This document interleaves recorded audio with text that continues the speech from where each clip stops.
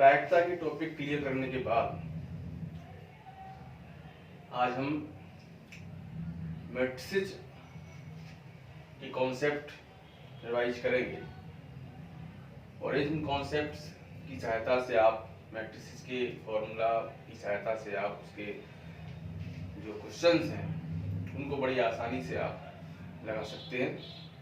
चलिए स्टार्ट करते हैं। तो हमने इसमें आपकी कुछ विषय वस्तु लिखी है मैट्रिसेस के अंतर्गत आपको क्या क्या इसमें पढ़ना है, उसी हिसाब से हम क्रम से चलेंगे। तो सबसे पहला है हमारा डेफिनेशन मैट्रिसेस की। जनरली हमें इसको मालूम होना चाहिए। इसके आपके बोर्ड एग्जाम के दृष्टिकोण से ये कोई ऐसा क्वेश्चन नहीं है जो आपका पूछा जाता हो, लेकिन डेफिनेशन हमें उसकी जानकारी होनी चाहिए। मैट्रिसेस क्या होती है, मैट्रिक्स क्या होती है?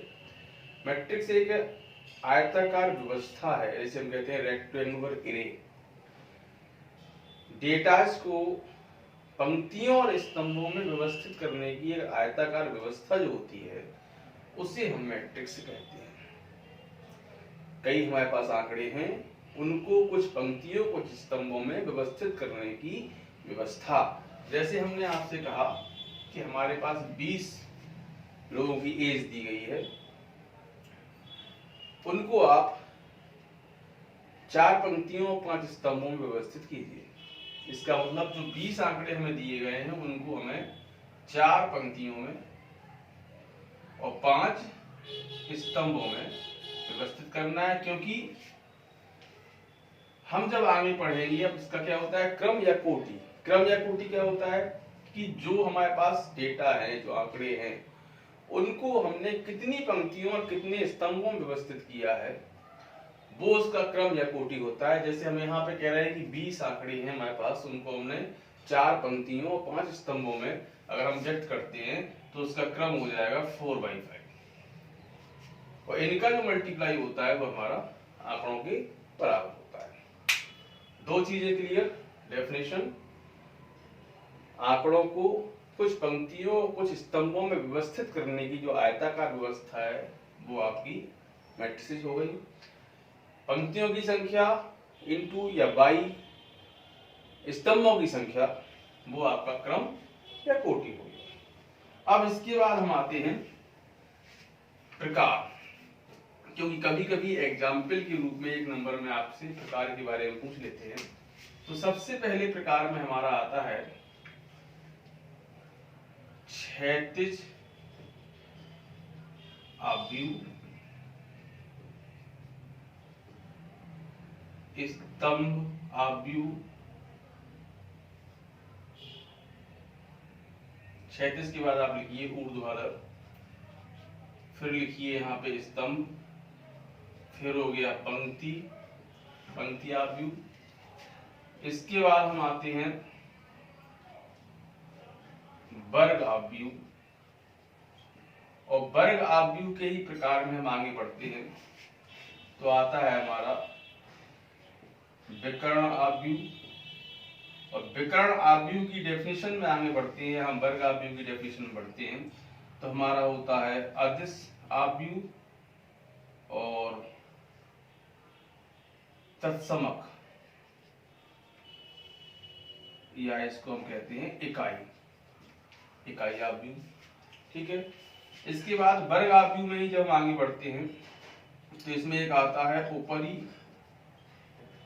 त्रिभुजीय आव्यूह, निम्न त्रिभुजीय आव्यूह, और लास्ट में हम कह सकते हैं एक हमारे पास आता है शून्य आव्यूह। चलिए देख लेते हैं क्रम से। क्षैतिज आव्यूह का मतलब ये होता है कि एक ऐसा आव्यूह जो हम देखें अगर उसको तो हमें वो क्षैतिज दिखाई दे। और क्षैतिज कब दिखाई देगा? मतलब इस टाइप से क्षैतिज दिखाई देगा।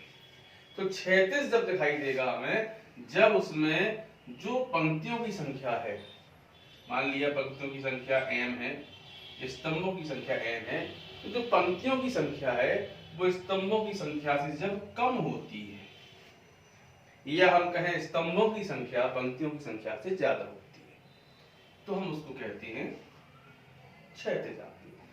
क्षैतिज आव्यूह में स्तंभों की संख्या ज्यादा होती है। इस तरीके से याद कीजिए आप। ऊर्ध्वाधर आव्यूह में क्या होता है, पंक्तियों की संख्या अधिक होती है। इस टाइप से आपको दिखाई दे वो, तो इस टाइप से जब देखेंगे तो ये ऊर्ध्वाधर, जैसे मान लो 2 स्तंभ बने हमारे, तो पंक्तियां इसमें कई बनेंगी। ठीक है। इसके बाद होता है स्तंभ आव्यूह। स्तंभ आव्यूह का मतलब होता है जिसमें केवल एक ही स्तंभ हो, जैसे हमने लिख दिया सीधा 1 2 3, ये हमारा स्तंभ आव्यूह है। और ये आप अगर कहेंगे तो ये ऊर्ध्वाधर आव्यूह की क्वालिटी है, क्योंकि देखिए आप इसमें 1 2 3 पंक्तियों की संख्या हमारी इसमें कितनी है, ज्यादा। और जब पंक्तियों की संख्या ज्यादा, इसका क्रम कितना होगा 3/5, पंक्तियों की संख्या ज्यादा होती है तो क्या होता है, ऊर्ध्वाधर। और जब स्तंभों की संख्या ज्यादा होती है तो क्या होता है, क्षैतिज आव्यूह। पंक्ति आव्यूह में क्या होता है, जैसे हमने लिख दिया 1 2 3, ये एक पंक्ति हो गई जिसमें केवल एक पंक्ति हो, इसको हम पंक्ति आव्यूह कहते हैं। ये हमारा क्षैतिज आव्यूह भी है। देखिए इसमें एक पंक्ति है, कॉलम कितने हैं 1 2 3, तो ये 1/3 है। और इसमें हमारे पास स्तंभों की संख्या अधिक है, तो ये पंक्ति आव्यूह हो गया। पंक्ति आव्यूह के बाद आता है वर्ग आव्यूह। वर्ग आव्यूह में क्या होता है, पंक्तियों की संख्या और स्तंभों की संख्या जब आपस में बराबर होती है तो हम कहते हैं वो क्या है, वर्ग आव्यूह।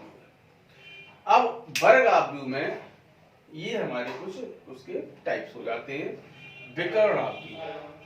विकर्ण आव्यूह का मतलब होता है कि ऐसा वर्ग आव्यूह जिसके सिर्फ विकर्ण में ही एलिमेंट हो, बाकी सभी अवयव कैसे हो, शून्य हो, तो उसको हम कहते हैं विकर्ण आव्यूह। विकर्ण आव्यूह में आता है अदिश आव्यूह।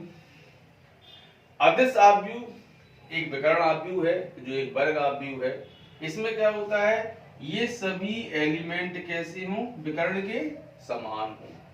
जब सभी विकर्ण के एलिमेंट अवयव समान होते हैं तो उसको हम कहते हैं अदिश आव्यूह। किसके अवयव समान होते हैं, विकर्ण आव्यूह के, मुख्य विकर्ण के। जब सभी अवयव समान होते हैं तो उसे हम कहते हैं अदिश आव्यूह। अब इसी में तत्समक आव्यूह क्या होता है, 1 1 1। जब विकर्ण आव्यूह के मुख्य विकर्ण का प्रत्येक अवयव 1 होता है तो उसे हम कहते हैं इकाई या तत्समक आव्यूह, आइडेंटिटी मैट्रिक्स। और एक इकाई आव्यूह को हम अदिश आव्यूह कह सकते हैं, क्योंकि ये इसमें सभी विकर्ण की जो अवयव कैसे हैं, समान है, तो ये अदिश आव्यूह भी है। लेकिन अदिश आव्यूह को हम विकर्ण आव्यूह हमेशा नहीं कह सकते, सिर्फ इस कंडीशन को छोड़कर। ठीक है। इसके बाद आता है हमारा ऊपरी त्रिभुजीय आव्यूह। ऊपरी त्रिभुजीय आव्यूह का मतलब क्या होगा, जैसे हमने लिखा 1 2 3 1 0 0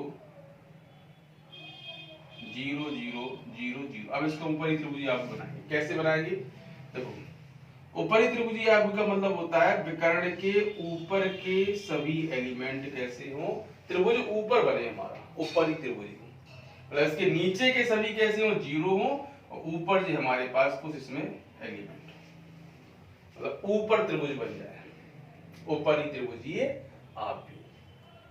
और निम्न त्रिभुजीय आव्यूह का मतलब नीचे त्रिभुज बन जाए, मतलब विकर्ण के ऊपर के अवयव शून्य हो तो निम्न त्रिभुजीय आव्यूह है, और मुख्य विकर्ण के नीचे के अवयव शून्य हो तो वो ऊपरी त्रिभुजीय आव्यूह है। मुख्य विकर्ण के ऊपर ट्रायंगुलर बनना है, नीचे अवयव शून्य है तो ऊपरी त्रिभुजीय आव्यूह है।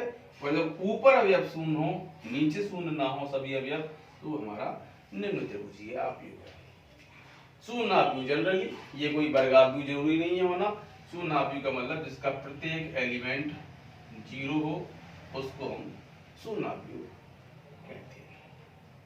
तो इस प्रकार ये तो हो गए इसके आव्यूह के प्रकार। अब आव्यूह के प्रकार के बाद आता है योग आव्यूह का। तो योग के लिए क्या कंडीशन होती है, आप कंडीशन याद रखिए कि 2 या 2 से अधिक आव्यूहों का योग तभी संभव है जब वो समान क्रम के, दोनों का क्रम जब समान होगा मतलब दोनों आव्यूह में पंक्तियों की संख्या के बराबर, स्तंभ की संख्या के बराबर होगी, तभी उनका योग और अंतर हो सकता है। जनरली बीजगणित विधि से संगत अवयवों को हम जोड़ देते हैं और घटा देते हैं, ये आपका योग होगा। अब आते हैं गुणा।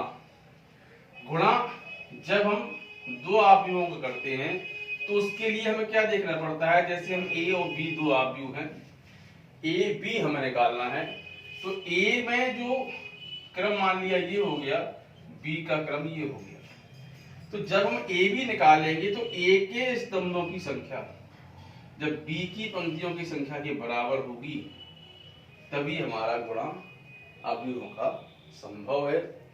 और जो आव्यूह हमें मिलेगी गुणा के बाद, उसका क्रम जो पंक्ति की संख्या पहले आव्यूह में है और जो स्तंभ की संख्या दूसरे आव्यूह में है, उस क्रम की प्राप्त होगा।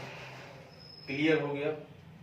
गुणा तब होगा जब हम दो आव्यूह का गुणा कर रहे हैं और पहले आव्यूह के स्तंभ की संख्या दूसरे आव्यूह की पंक्ति की संख्या के बराबर। सिर्फ हमें रिवाइज करना है, बाकी सब आपको आता है। ठीक है। अब इसमें ए बी में क्या होता है कि ये जरूरी नहीं है कि ए बी संभव हो। कब संभव नहीं होगा? जब ये कंडीशन हमारी सेटिस्फाई नहीं होगी। ये भी हो सकता है कि ए बी हो बी ए ना हो। मतलब गुणा में आव्यूहों का जो गुणनफल होता है वो जनरली, या हम कह सकते हैं कि क्रमविनिमय नियम का पालन कर भी सकता है और नहीं भी कर सकता है। प्रत्येक आव्यूह के लिए ये जरूरी नहीं है। अब गुणा के बाद हम दूसरी कंडीशन में आते हैं, परिवर्त। परिवर्त क्या होता है? परिवर्त का मतलब होता है आव्यूह का ट्रांसपोज डैश। डैश में क्या होता है कि अगर ए हमारा m बाई n क्रम का है, जब a डैश हम निकालेंगे तो वो n बाई m क्रम का हो जाएगा। मतलब पंक्तियों को स्तंभों में या स्तंभों को पंक्तियों में बदलना ही हमारा परिवर्त कहलाता है। आपको लग रहा होगा ये कॉन्सेप्ट हमें कौन से बताए जा रहे हैं, ये तो हमें सब आते ही हैं, लेकिन इनका एक रिवीजन, एक रिवाइज करना जरूरी है, इसलिए आपको बताया जा रहा है। इन्हीं में आप जनरली कभी कभी जल्दबाजी में मिस्टेक कर देते हैं। अब इसके कुछ होती हैं प्रॉपर्टीज परिवर्त की। प्रॉपर्टीज क्या होती है कि अगर हम a प्लस बी का ट्रांसपोज करते हैं तो a dash plus B dash के बराबर होता है। अगर किसी मैट्रिक्स में किसी अदिश से गुणा करके उसका ट्रांसपोज करते हैं तो वो उसके ट्रांसपोज के इक्वल हो जाता है। यदि हम ए बी का ट्रांसपोज करते हैं तो ये बी डैश ए डैश के ट्रांसपोज के बराबर होता है। ये जनरली हमसे एग्जाम में पूछा जाता है। दो मैट्रिक्स देते हैं, उनमें ट्रांसपोज उनके रिवर्स ट्रांसपोज के मल्टीप्लाइकेशन के बराबर है, ये आपसे पूछा जाता है। ठीक है, तो ये तो हो गया हमारा परिवर्त। अब आता है सम्मित और विषम सम्मित। सम्मित आव्यूह का मतलब ये होता है ऐसी एक आव्यूह जिसमें अगर उसका हम ट्रांसपोज करें और वही मैट्रिक्स लौट के आ जाए, तो ये कब संभव है? जब हमारी आव्यूह कैसी होगी? वर्ग आव्यूह। सम्मित और विषम सम्मित कौन सी कंडीशन में होगा? जब हमारे पास वर्ग आव्यूह होगी। ट्रांसपोज करने पर वही मैट्रिक्स लौट के आ जाती है तो हम उसको क्या कहते हैं? सम्मित आव्यूह। और ट्रांसपोज करने के बाद अगर उस मैट्रिक्स में सिर्फ साइन का चेंज हो जाए, मतलब प्लस की जगह पे माइनस आ जाए या माइनस की जगह पे प्लस हो जाए, मतलब मैट्रिक्स चेंज तो हो, एलिमेंट्स चेंज ना हो, सिर्फ उनके साइन चेंज हो जाए, तो हम कहते हैं वो विषम सम्मित आव्यूह है। और विषम सम्मित आव्यूह की एक पहचान होती है कि इसके जो भी मुख्य विकर्ण के एलिमेंट होते हैं सभी कैसे होते हैं? शून्य होते हैं। लेकिन मुख्य विकर्ण के अवयव शून्य होने का मतलब ये नहीं है कि वो विषम सम्मित आव्यूह है। विषम सम्मित आव्यूह है तो मुख्य विकर्ण के अवयव शून्य होंगे, ये कोई पहचान नहीं है विषम सम्मित आव्यूह की। या आप शून्य देखें और कहते हैं विषम सम्मित आव्यूह। ये भी हो सकता है कि शून्य हो विकर्ण के अवयव लेकिन वो विषम सम्मित ना हो। तो विषम सम्मित आव्यूह के लिए उनका जो ट्रांसपोज है उसमें साइन चेंज होना चाहिए। अब आता है क्षेत्रफल। तो क्षेत्रफल के लिए इसका एक फॉर्मूला है, 1/2 x1 y1 1 x2 y2 1 x3 y3 1। क्षेत्रफल सारणिक विधि से निकालते हैं हम, तो ये आपका सारणिक विधि में आ जाता है, जिसको हम पढ़ेंगे। दो बिंदुओं के बीच की दूरी भी आपकी सारणिक विधि में आ जाएगी और संरेख भी आपका सारणिक में आ जाएगा। अब ये मैट्रिक्स से थोड़ा रिलेटेड है, इसलिए हमने इस पार्ट को यहाँ जोड़ दिया। अगर संरेख हमें चाहिए है तो इसी को 0 आना चाहिए, और बीच की दूरी के लिए बस थोड़ा सा अंतर हो जाता है। यहाँ x1 y1 1 x2 y2 1 equal 0 अगर हम कह देते हैं सारणिक को, तो हमारी वो बीच की दूरी के लिए हो जाता है। तो इतना जो हमने पढ़ा है, इसमें से कुछ हमने सारणिक का भी पार्ट लिया, कुछ मैट्रिक्स का भी हमने छोड़ा है। क्यों? क्योंकि मैट्रिक्स का कुछ पार्ट हम जब पढ़ पाएंगे जब हम इसको सारणिक के कॉन्सेप्ट क्लियर कर लेंगे, क्योंकि सारणिक का विशेष प्रभाव मैट्रिक्स पर है। इसलिए हम मैट्रिक्स का ये मैट्रिक्स आपकी बहुत सिंपल है। अब इसका जो पार्ट जाएगा सारणिक में, वो जो हम सारणिक के कॉन्सेप्ट क्लियर करेंगे उसमें उस पार्ट को पढ़ाएंगे। उसके लिए पहले आप इसको, जितने भी इसके क्वेश्चंस हैं उन क्वेश्चंस को आप ट्राई कीजिए। इसमें एक क्वेश्चन जो जनरली आता है वो मैं आपको बता रहा हूँ यहाँ पे, कि कभी कभी क्या होता है कि एक मैट्रिक्स हमें दी जाती है aij, उसको इन्हें लिख दिया जैसे 2i + j इक्वल में है। अब वो आपसे कहेंगे एक 3/4 की आव्यूह बनाइए। तो 3/4 की आव्यूह जो हम बनाएंगे इसका यूज करके, इसका मतलब 3 पंक्तियां हैं, 4 स्तंभ हैं, टोटल एलिमेंट्स कितने होंगे 12। तो a11 a12 a13 a14, 4 स्तंभ तक जाना है। दूसरी पंक्ति a21 a22 a23 a24, तीसरी पंक्ति a31 a32 a33 a34। ये 3/4 की हमारी एक आव्यूह है। अब इनके जो एलिमेंट हैं ये हमें निकालना है। तो एक हम एग्जांपल से बता दें, जैसे हमें a11 निकालना है, इसका मतलब ये होगा कि i की वैल्यू 1 है, j की वैल्यू 1 है, ये आपको यहाँ रखना है। तो 2 × 1 + 1 3। इस प्रकार से आप सभी की वैल्यू, जो पहला नंबर है वो i को और सेकंड नंबर j को व्यक्त करेगा, यहाँ जो भी दिया जाए उसमें रख के आप उसको निकाल लेंगे। इससे हमारा एक आव्यूह। तो इस प्रकार जो भी क्वेश्चन है आप उनको सॉल्व कीजिए, मैट्रिक्स आपका आसानी से 1 घंटे में पूरा क्लियर हो जाएगा। अब हम इसके आगे जब सारणिक बताएंगे तो आप सारणिक के बारे में पढ़कर उसको लगाएंगे।